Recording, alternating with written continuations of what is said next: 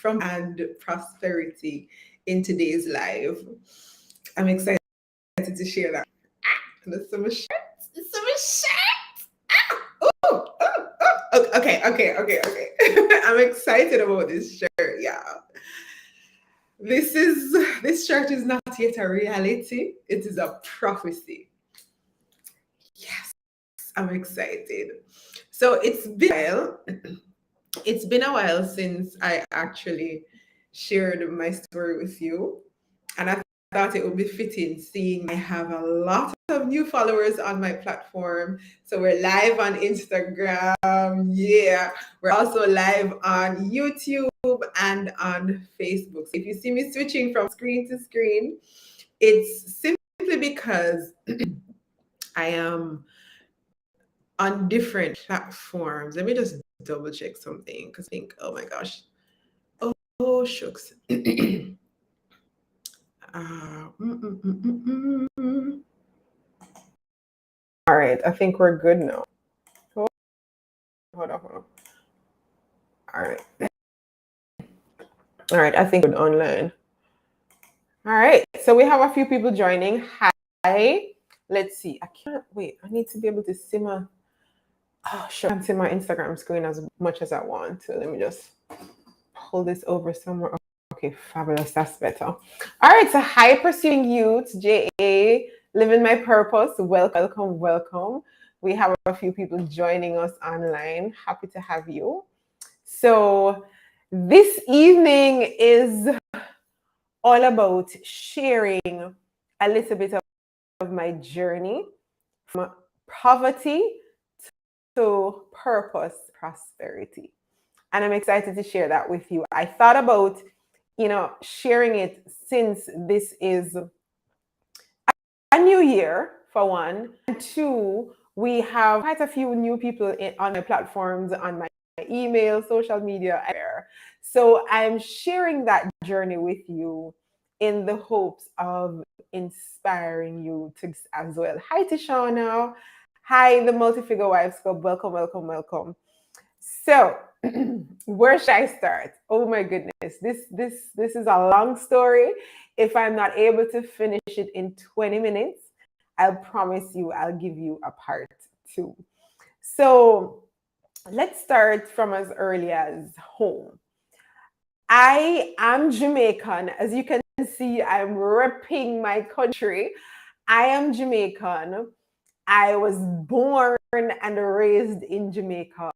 I've only left the country maybe 3 times in my entire life. 3 or 4 in my entire life. So I am Jamaican by bone, by blood, everything.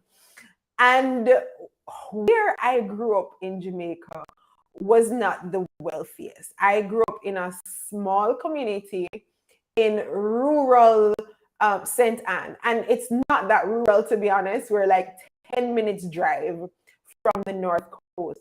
But but the circumstance under which I live, I would consider it rural, because even though we're like 10 minutes drive from coast, like the highway, the hotels, and we're up in the hills, and so we're surrounded by a lot of greenery. Some people would call it bush. Surrounded by a lot of greenery, and the community itself is a community of poverty. Even to this day, I do not like to go back home, simply because what I see around me is just poverty and very little progress, if any, and I don't like to be in that environment. So I grew up in a very poor community. My entire family was poor, as far as I know. My neighbors were poor, and pretty much everybody, most persons, I said 98% of the people, if not 99, live from hand to mouth. Meaning that wherever the income is coming in, once it came in, it was done. Bills had to be paid, food had to be bought, school fees, supplies, everything. So I wasn't born with a gold spoon in my mouth. I wasn't born into wealth. I was born in knowing a lot of the things that I know today. And it was so bad that my mother, she was a household helper for most of my life. right? And if anybody knows, a household helper's salary can't reach very, very far, right? The kind of money that stretches very far. It gives you the basics. You could buy like a half a loaf of bread or one stick of butter, half of flour. Back in the day when saltfish and chicken back was affordable, like that was what we could afford. And I lived like that for most of, well, pretty much my years. And so I remember there were some days that mom, she would borrow money from our neighbors to send me to school. And this was a common thing. I'll just find uncle's house, find auntie's house, find somebody across the road house, and borrow money to school that morning. And tomorrow morning, we find somebody else and borrow it from. And when the pay comes in on Friday, we'd be owing 3, 4, 5 people. And that was the cycle of my life. Borrow money, and then at the end of the week, you pay back the people you owe. Then you find another set of people to borrow money from, pay them back, and it just kept going on and on and on and on and on. That was my entire life. Through high school, I could not afford school fee. I went to St. Hilda's High School. That was one of the top high schools in St. Anne. Not one of the top high school in St. Anne. And I could not afford to go to St. Hilda's. St. Hilda's was a school where you rich and the light-skinned send their kids. If you were dark-skinned, you must have been privileged to get into St. Hilda's. The rules changed by the time I got there because of my academic qualifications. But it was difficult for us to get through school. I would rent textbooks. The textbooks I couldn't rent. I would go to the library and use them whenever I get homework.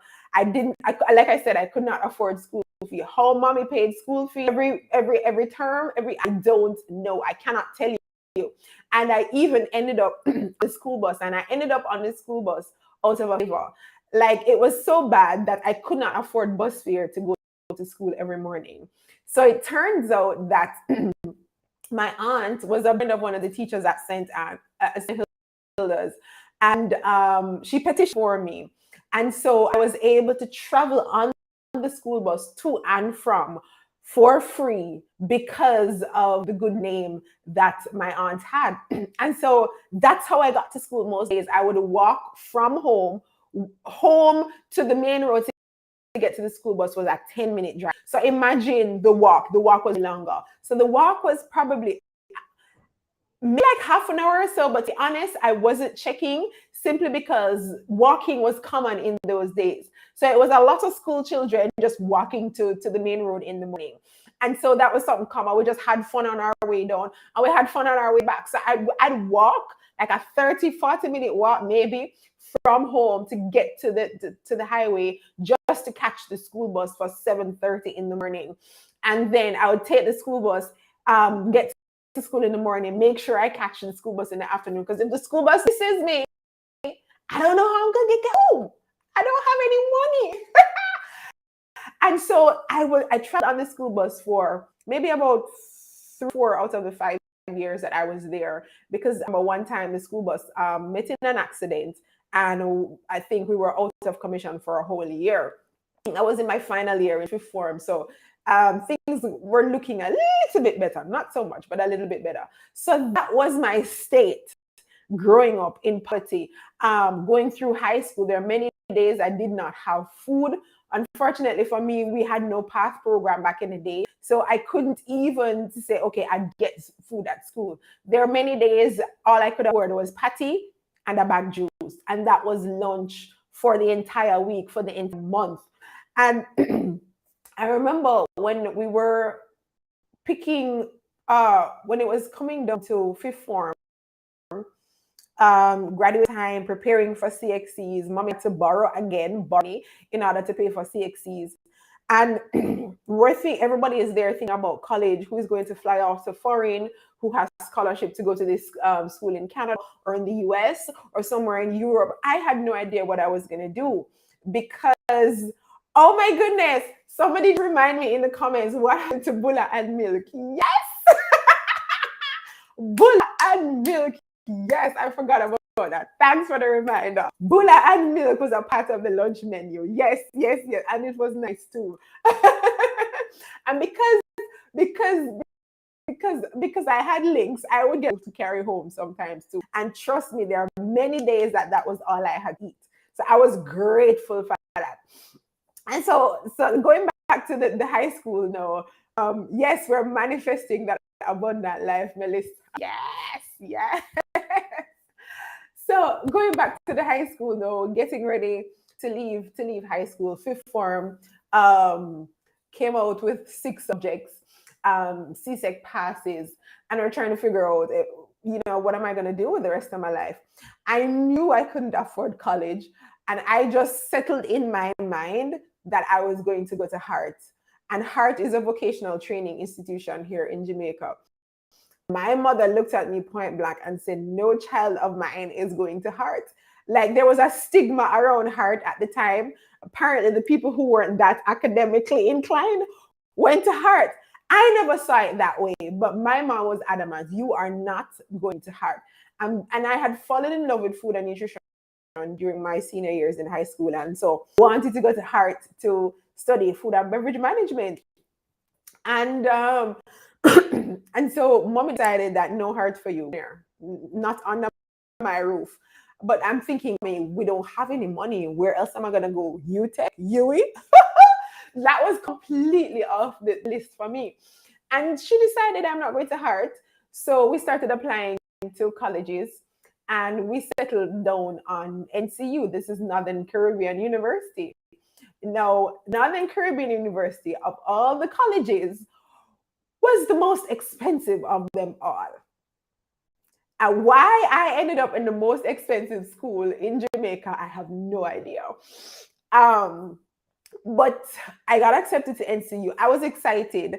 And I was excited mostly because I was getting out of my house. Like, I've been in that house for seniors at that point. My mommy she would never allow me to go anywhere. I was not allowed to go to parties. I was not allowed to go to my friend's house. Nothing. I remember one day I snuck out. I went to look for my friend and I got beaten, like some serious slap that night when I came home. So I was grown very, very sheltered. I didn't go out anywhere. It was home, church, home, church. Oh, home, church, school. Yeah, home, church, school, school. That was the entire of my life. So I didn't know what parties was like. I went to one party in my entire life, and my cousin brought me there. And it was a big deal because my cousin got in trouble for bringing me to the party. And my cousin is just, she's rough. So she's accustomed to going to parties and all these things, and brought me along without permission. Oh, that was something. But I was just need to get accepted into NCU because I wanted to see the world. Like, I watched TV and I was like, oh my God, this is what's happening out there. I want to experience that.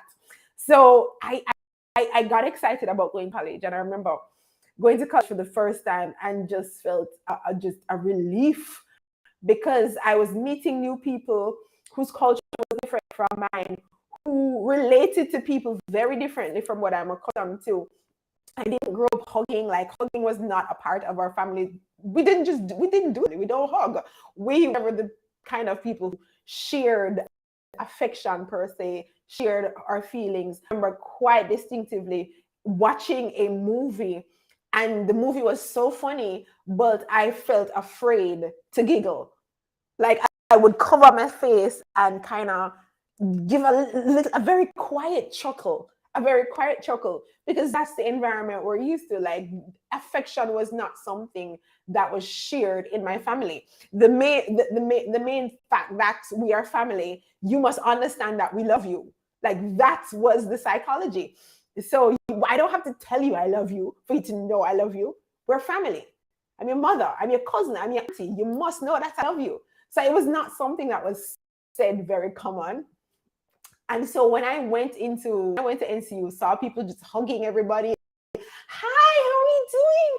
Like, that was new to me, and it felt good. I loved it. And so I enjoyed going to NCU because of That all, just being able to express myself the way I've always wanted to. And I remember the very first summer I went home, I cried the entire summer because I just wanted to go to school. But how did I make it through NCU to begin with? I started off on a student loan. Year one, student loan. Year two was student loan. Year three was student loan. I think I don't recall getting a student loan for year four. And that was when things started to go downhill for me. Even though I was on student loan, though, I still had to provide my own books. I had to provide like a whole, like everything I needed outside of, I had to provide for that. And there it goes again, I'm going around borrowing money to be able to, so I could just basic things to be at schools, like books, toiletries, all those little things. Their mommy goes again borrowing money. She would borrow money from the bank, these unsecured loans, and I'm like, oh my goodness, I keep wondering to myself, how are we going to pay back these loans? And I need some water, shucks, I forgot my water again. And I remember like the year I didn't get student loan was when things started to go downhill, because I went to NCU to study education. No, a normal college degree at any other school lasts 4 years. At NCU, an education degree is 6 years, 5 plus going on 6, based on the number of credit that you had to do. And so by the time at the end of year 4, struggled through year 4, I'm trying to get a student loan again. And student loan is telling me it's time for you to repay back that loan because you've been at that place for 4 years. And I like, they could not understand, or maybe it was not a part of their policy to extend the loan for a 6-year tenure. And so I found myself in debt, not finishing college, not having any kind of credentials except my high school credentials, my CXCs at the time. And I just didn't know what to do. So this was 2006. And at that time, I had been struggling to just complete some college credits, because when I was on student loan, I could take on a full semester's worth of credits. Now I don't have any student loan. I'm trying to at least finish a few courses to complete amount of credits for the year. That didn't work out because I was never able to carry the full number of credits because I simply couldn't afford it. And so by the end of, or by the middle of year 6, I realized this is not going to work. I need a plan B. Like, what's going to happen here? And so I started applying for jobs. I was already about 3/4 ways into my teaching degree. And I said, well, I must be able to get some kind of job with at least a few credits. And that's what I did. My first teaching job, the Bel Air School in Mandeville. Everybody goes to Mandeville know that that is a school to be if you're a certain echelon in society, or you have a certain amount of it, that's the school to be. So I basically was teaching a bunch of, let me not say that.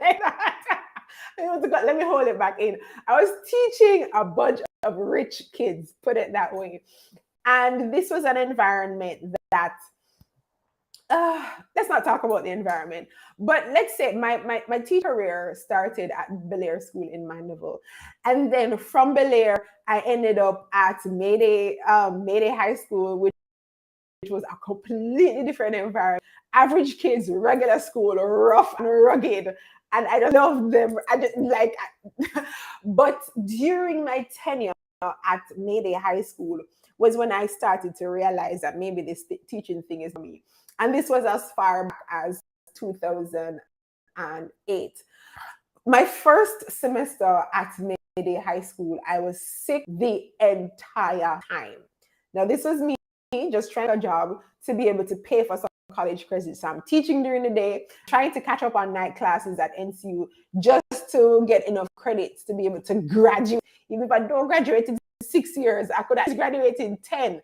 And I've seen people, like people have been at NCU for 7, 8, 10 years simply because they weren't able to per semester to graduate at the end of the 4-year period. So it's not uncommon for students to be there for 6, 7 and 8 years before they college. That was common among us. I'm not saying it was everybody, but it was common. So in my head, I'm saying, okay, at least I'll be able to graduate in another 3-4 years if I keep on this trajectory. So I'm at this job and I have night classes at NCU and I can't go to classes. I had to deregister because I was so sick. I went to the doctor almost every week. I had the flu. Every evening I went home, I was sweating. My body was just did not feel normal. I was nervous all the time.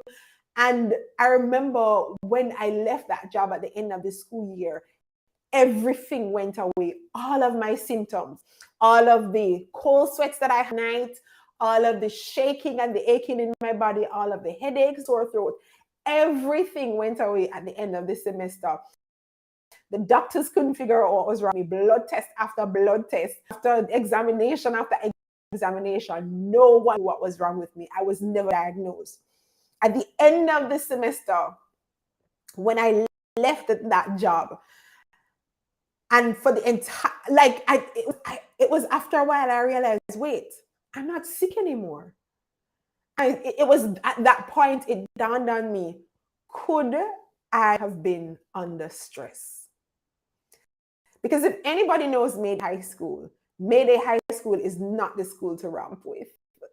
Like Mayday High School is a rough school. And I tell you, those kids are rough and rugged,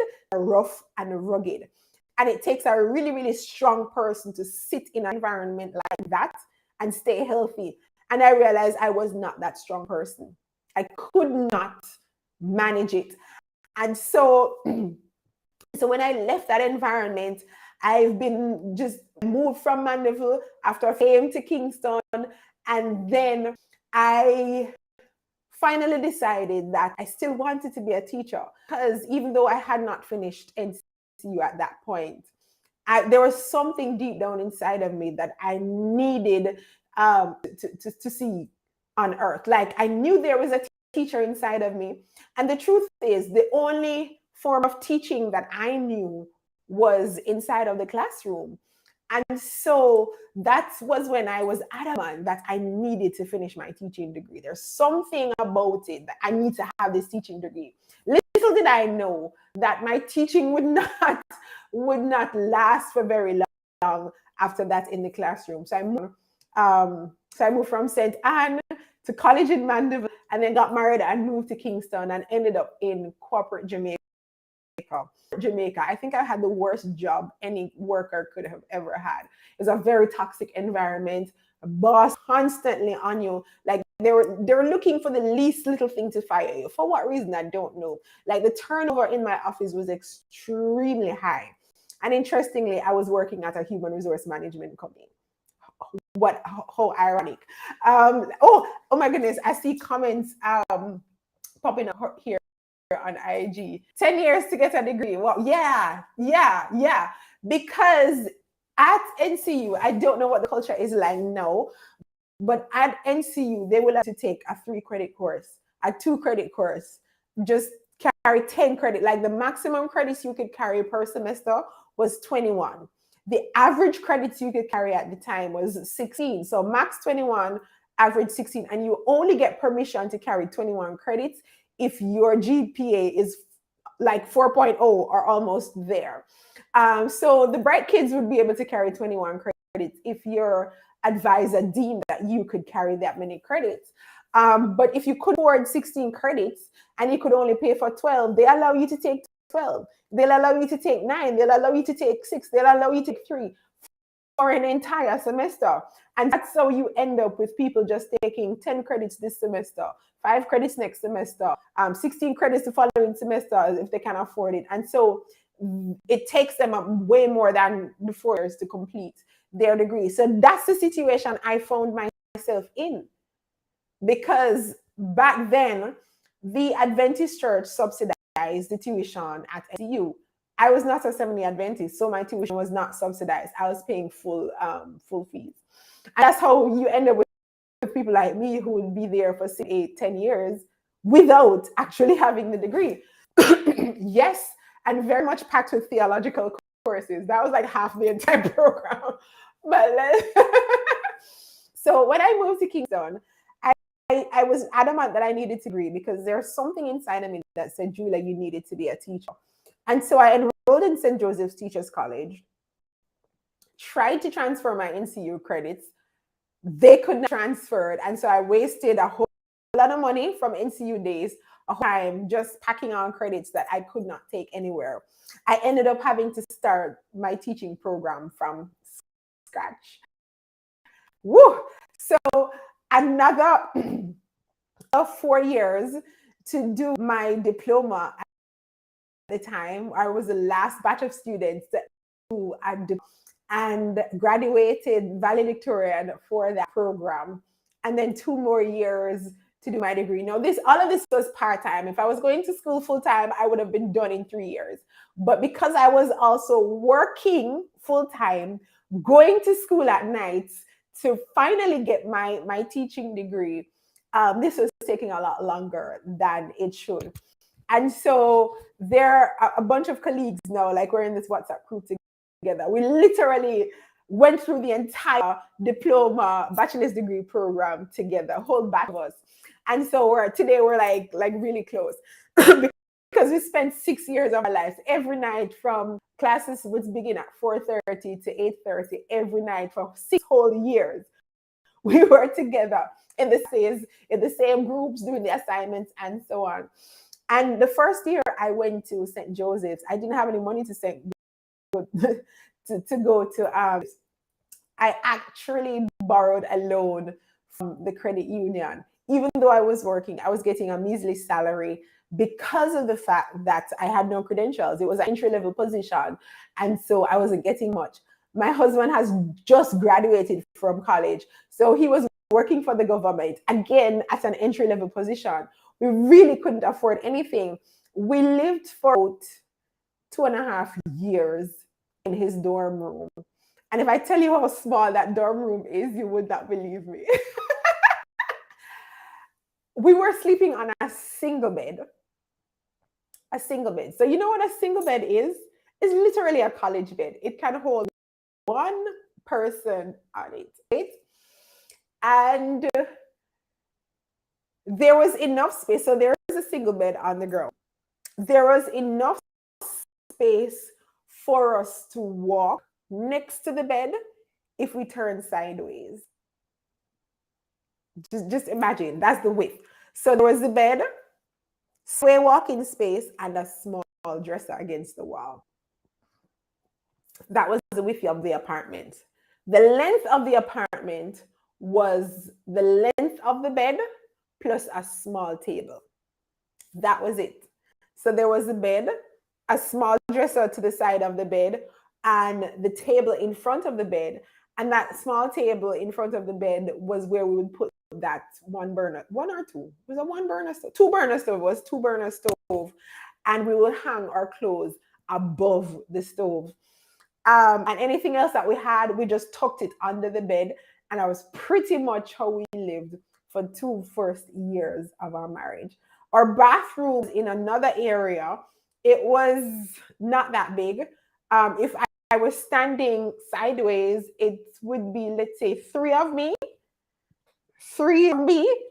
and it was square. Yeah, it was a square room. So 3 of me on all 4 sides.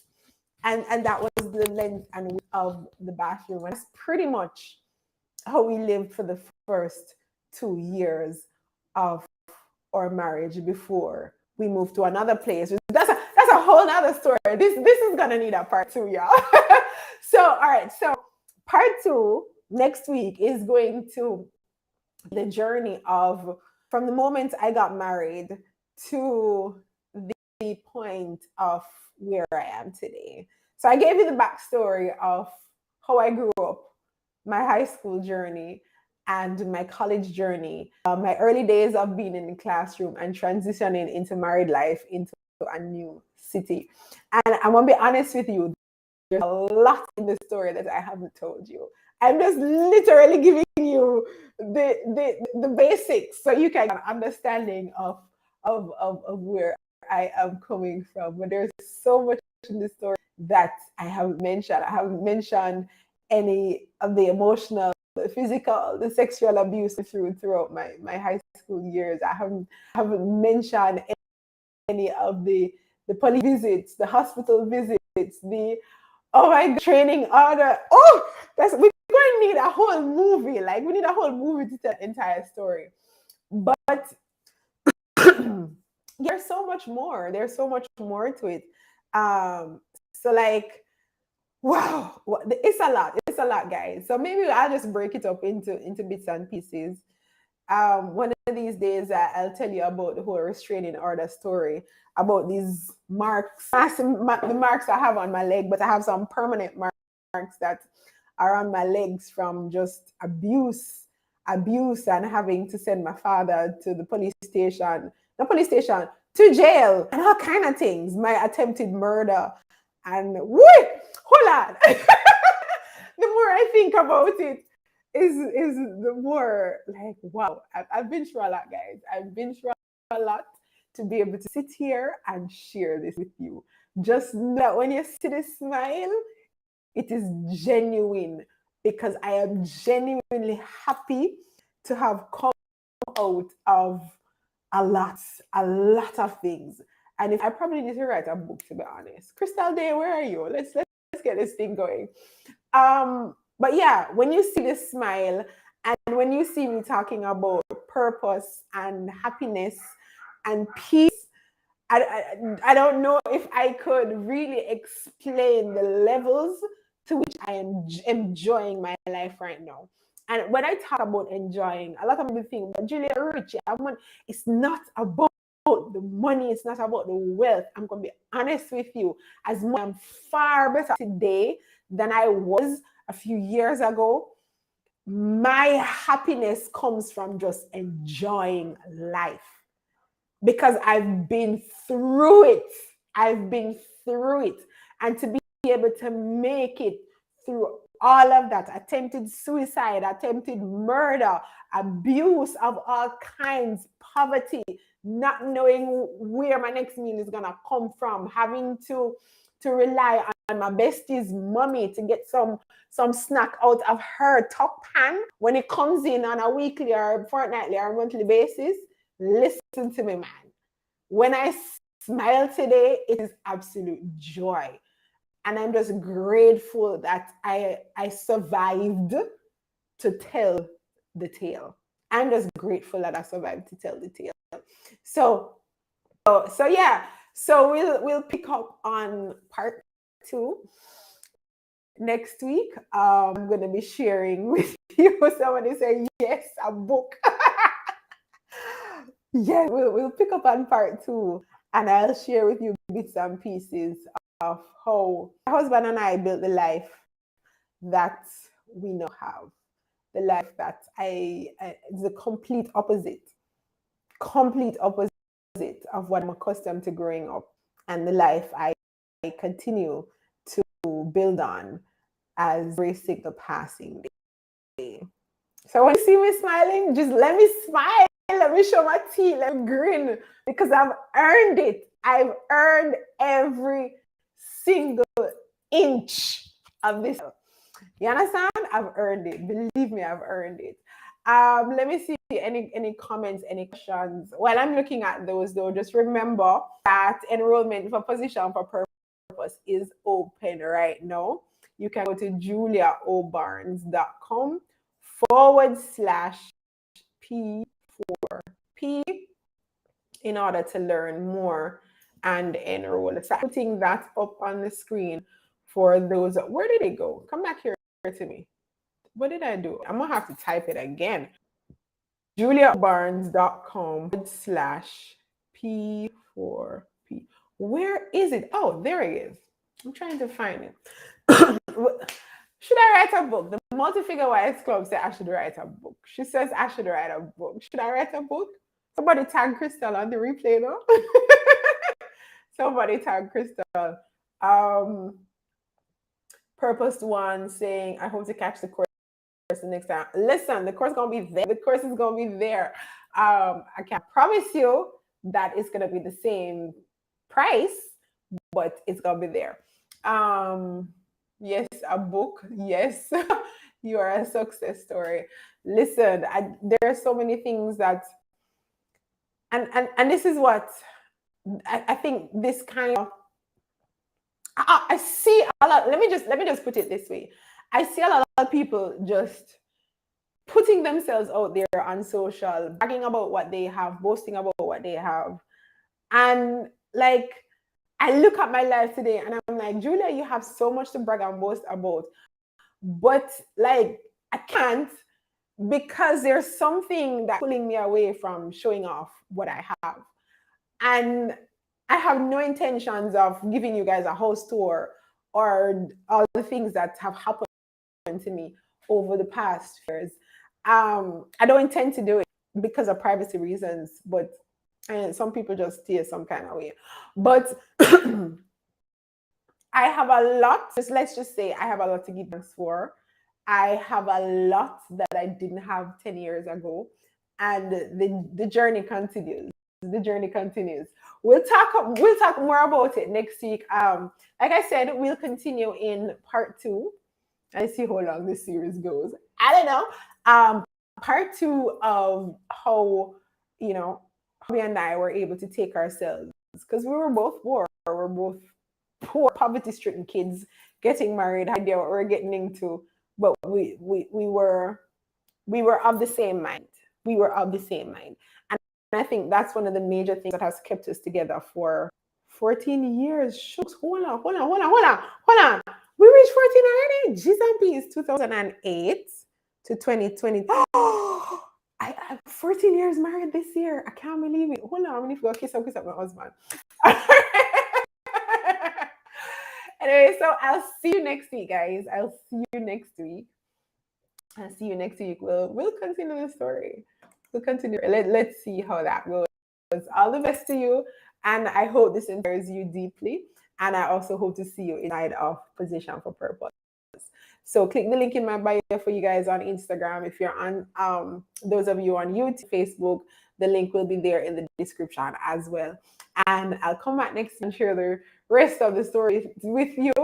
And we'll see where it goes from there. You never know. Maybe by the end of the year, we'll have a book. We might have a book. All right. Thanks for hanging out with me, guys. And we'll see you later.